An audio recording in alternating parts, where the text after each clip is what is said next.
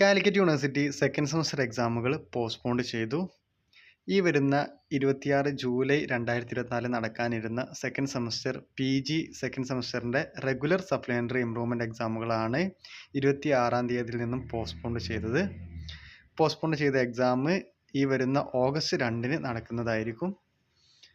Affiliated കോളേജിലെയും distance education വിഭാഗം വിദ്യാർത്ഥികളുടെ എക്സാമും മാറ്റിവെച്ചതിൽ ഉൾപ്പെടുന്നതാണ്.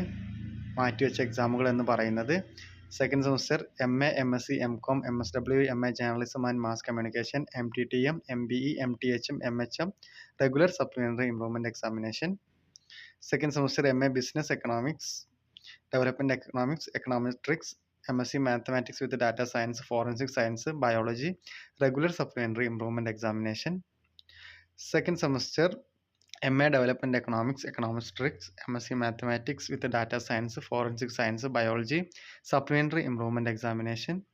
Second semester MSc health and yoga therapy regular supplementary examination.